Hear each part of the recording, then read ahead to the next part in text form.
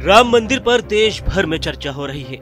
आगामी 22 जनवरी को श्री राम मंदिर प्राण प्रतिष्ठा कार्यक्रम होना है, जिस पर सपा सांसद डॉक्टर शफीकुर रहमान बर्क तो पहले ही अपना विरोध दर्ज करा चुके हैं, लेकिन अब जूनियर बर्क यानी कि उनके पोते और मुरादाबाद की कुंदरकी विधानसभा से विधायक जियाउर रहमान बर्क ने राम मंदिर को भाजपा का चुनावी स्टंट बताया। उन्होंने कहा कि इन्होंने 2019 के लोकसभा चुनाव के समय पुलवामा हमले को जोड़ लिया था और उसका क्रेडिट ले लिया था और अब राम मंदिर के नाम पर 2024 का चुनाव लड़ने की तैयारी में है।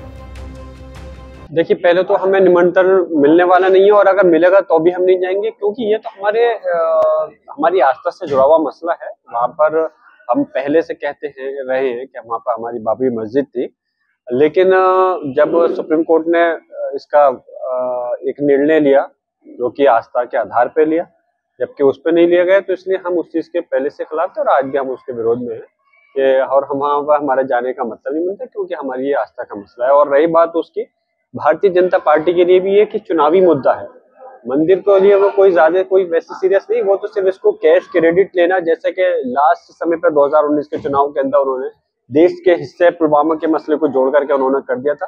इस टाइम में भी ये अपना इस मंदिर को मुद्दे को ला करके लोगों को मुद्दे से भटकाना चाहते हैं।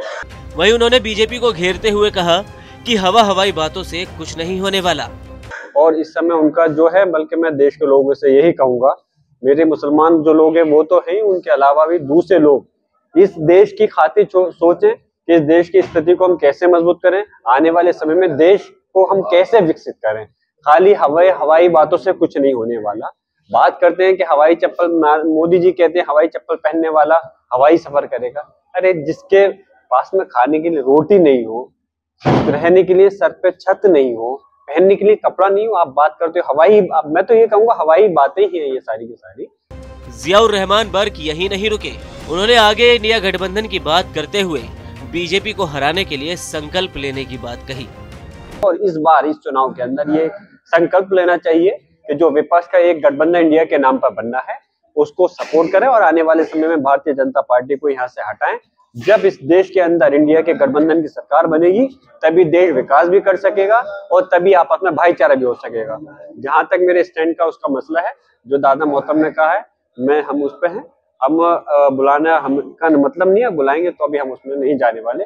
जहाँ हमारे देश की कुर्बानी की बात आती है तो इंशाल्लाह उससे हम अपने देश की कुर्बानी के लिए, अपने देश की मदद के लिए, इस देश का मुसलमान ना देश की आजादी में पीछे रहा है, आने वाला वक्त भी आएगा तो देश के लिए हर कुर्बानी देने के लिए तैयार रहे। सपा विधायक का कहना है कि भाजपा के लिए ये भी एक चुनावी मुद्दा है, मंदिर कोई सीरियस नहीं है, ये तो इसका क्रेडिट लेने वाली बात है।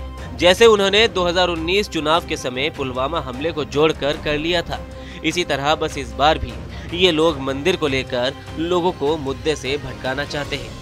जियाउर रहमान बर्क के इस बयान पर आपकी क्या राय है? आप अपनी राय हमें कमेंट सेक्शन में जरूर बताएं।